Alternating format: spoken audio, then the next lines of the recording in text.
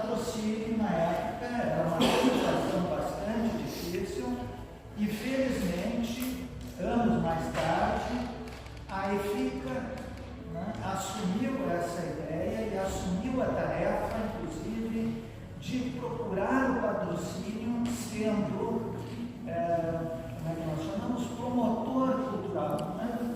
Promotor cultural do projeto. E aí, ainda com muita procura, né? Na época, a presidente da EFICA, a senhora Ivane Schneider, inclusive, fizemos um percurso extenso por muitas e muitas empresas até que batemos as portas da então chamada Copesul e que se entusiasmou com o projeto, e aí nós tivemos uma questão importante, porque empresa nenhuma queria entrar num espaço que estava ocupado por famílias que aqui viviam. No caso dos prédios aqui, eram famílias que tinham o que se chamava de termo de permissão de uso da rede ferroviária federal, portanto estavam aqui oficialmente. Então, os termos de permissão de uso tinham que ser cancelados e as pessoas tinham que sair daqui para que a gente conseguisse o patrocínio. Nessa época, já com a colaboração também do Ministério Público, pós-Constituição de 1988, o Ministério Público, com a atribuição de proteger o patrimônio, não só cultural como natural também. O Ministério Público atuou também na desocupação do prédio aqui, em conjunto com a EFICA. Foi uma tarefa muito difícil, muito também humanamente complicada, em função das famílias que viviam aqui, embora algumas famílias que aqui estivessem, tinham propriedades, os locais estavam aqui, se vocês ainda lembram alguns, que até a própria plataforma era de estacionamento de automóveis de algumas famílias que aqui moravam, né? Então foi uma tarefa difícil, que foi assumida pela prefeitura, pela EFICA, e também muito difícil a questão de se encontrar um patrocinador. E aí acontece algo triste, mas ao mesmo tempo que serviu de gatilho, digamos assim, para que a Copesul assumisse, que foi o fato de ser incendiado o prédio dos telégrafos aqui ao lado. E justamente quando nós tivemos a visita do responsável pelo mesmo para quem trata da propaganda, da divulgação de uma empresa, o marketing, exatamente, o engenheiro Freire, que esteve aqui e visitou a obra incendiada, e isso serviu então de fato decisivo para que a Copesul assumisse não apenas a recuperação do prédio principal, como era, então nós havíamos renovado as autorizações lá do Conselho de Cultura e da Lei de Incentivo à Cultura. Vocês imaginam, isso tudo são processos demorados, né? E aquele foi o gatilho, de fato, para que a Copesul assumisse, e foi muito importante porque nos pediu a exclusividade, ou seja, em primeiro lugar, finalidade determinada, cultura. Pela Lei de Incentivo à Cultura, o Estado que tombou isso, né? A União que nos deu de graça esse patrimônio, né? E a Prefeitura só teve que entrar com 10%. Né? E agora nós temos que manter esse patrimônio. E também é um desafio. É necessário também disciplinar os usos desse patrimônio. Né? Pensem vocês, isso tudo poderia estar loteado, né? Invadido, enfim. E temos aqui garantidas, então, essas funções. E, melhor de tudo, temos temos agora um patrocinador, né? Quer dizer, patrocinador de fato é o governo do Estado, através da Lei de Incentivo à Cultura, né? Mas a EFICA faz um trabalho voluntário, gratuito para Montenegro. Só gostaria de complementar, a Professur estava à frente da primeira etapa de revitalização, que foi o prédio principal da estação. Já no segundo, e pelo que fez referência ao Freire, já havia notificado para a Braskem, que a Braskem adquire a Professur e continua sendo a patrocinadora até hoje de todas as etapas. Exato. Inclusive, a direção da Braskem aqui do Sul, do nosso aqui, que estamos aqui pertinho, né, da Braskem, eles estão sabendo deste evento e continuam parceiros sempre conosco nos diferentes projetos e também com esse cuidado que me parece que é de crucial importância que esta luta continue, né? Porque pelo relato do Pedro, quantas pessoas passaram e continuam pela mesma causa. Então, a estação da cultura não é só a preocupação de um grupo de pessoas no tempo que estão gestando, né? Que estão gerenciando o espaço, de gestão de ideias, mas isto é uma rede de pessoas que amam e que gostam e que veem valor na cultura, no lazer da comunidade, na legislação que ampara tudo isso para que isso seja possível, né? Então, no momento que a comunidade começa a enxergar usos diferentes que não o da legislação, me parece que a gente vai perdendo forças, então, enquanto comunidade. E isso é importante, que a gente continue lutando sempre para que a gente consiga permanecer dentro dos critérios para que é esse espaço.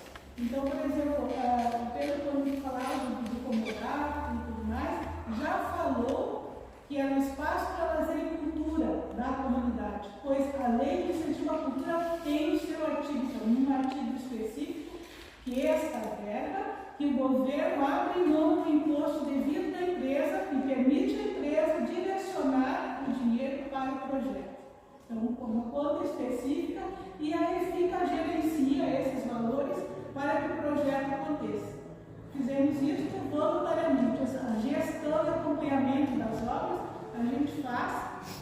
Este trabalho nosso é voluntário e a prestação de contas sempre fechou até hoje nas 4 etapas que a EFICA esteja à frente. E isso dá credibilidade. E esta credibilidade deve continuar acontecendo com as gestões que vão passando pelos espaços, continuando cumprindo a lei. Porque hoje nós temos já um investimento de mais de 3 milhões aqui nesse complexo, e não é todo município do nosso estado, e até do país, talvez, que tenha um espaço de cultura desta dimensão, que tenha um museu de arte legislado desde 2008. O nosso museu de arte aqui no prédio principal, todos os anos, no mês de novembro, publica um edital e há artistas, não só do estado do Rio Grande do Sul, nós já tivemos exposições, inscrições de artistas por edital de outros estados brasileiros e até do exterior.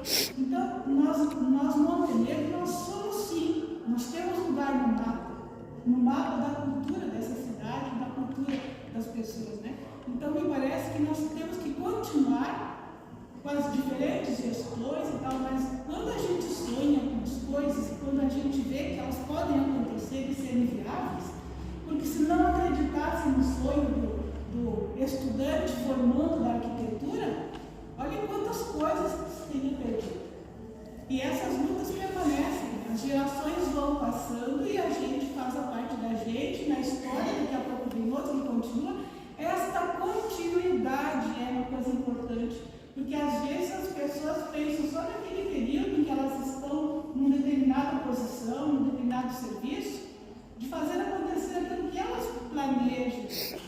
Mas tem pessoas que pensaram outras coisas na frente, que se a gente der continuidade, nós conseguimos construir coisas significativas para a comunidade e que ficam e que permanecem.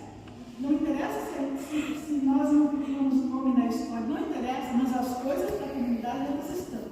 elas permanecem, porque sempre depois da gente tem gente que sonha também a continuidade disso. Acho que esse elo que não se pode perder. E a EFICA já tem 52 anos agora, né?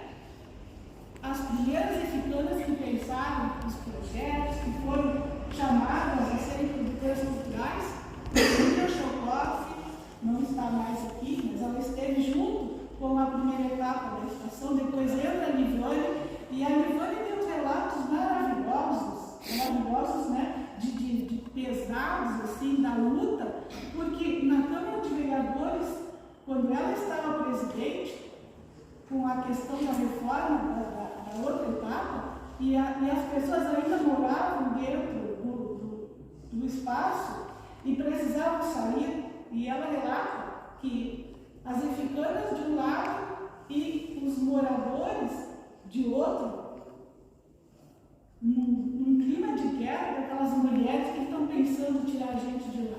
Então, olha quantas coisas, e às vezes a gente, poxa vida, o que aquelas mulheres estão querendo, né? Para quê? A gente poderia estar em casa daqui a pouco, junto com a família, fazendo outras coisas, muito menos preocupantes e até perigosas, né? E de não enfrentamento, e não se incomodar. Mas eu acho que essa questão da luta, ela é muito maior. Ela é muito maior nos sonhos também. Né? E daí a gente tem que ter coragem de saber que tem pessoas junto com a gente. Né? Então hoje eu tenho colegas aqui da EFICA, a Clarice Bill, que foi presidente durante 2 gestões e passou pela revitalização deste espaço e da nossa outra casa aqui no fundo. E a Elis Simone, que também faz parte da diretoria da EFICA. Quer dizer, nós estamos, e a nossa diretora da biblioteca, né, que também faz parte da EFICA. Então, nós somos assim, por exemplo, as gerações estão passando, mas sempre alguém vai continuando essa história. Né? Eu acho que isso é a força de história e de comprometimento e de esperança que as coisas podem avançar sempre. Né? Muito bem, eu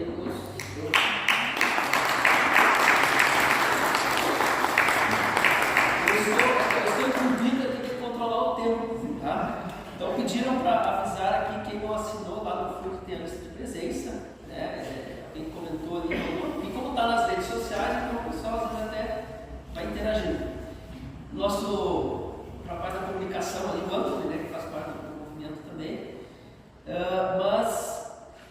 então não esquecer de registrar o nome, e a gente estabeleceu assim, claro, nós vamos continuar essas histórias ainda na imprensa, por isso que o Jornal MBA também está aí, e nós estamos pensando em alguma participação ao vivo também no programa. Nós vamos ter na segunda-feira, dia 22 à noite, o programa da Ieda Guever, na TV MON, vai ser sobre esse tema também. Então a gente vai seguindo, nós vamos aproveitar a passagem do Pedro para de repente nós, né, usar o nosso, que é também uma contribuição voluntária aqui do Guilherme, tem uma produtora, para nós gravarmos alguns depoimentos também. Então assim a luta vai se fazendo com esses encontros.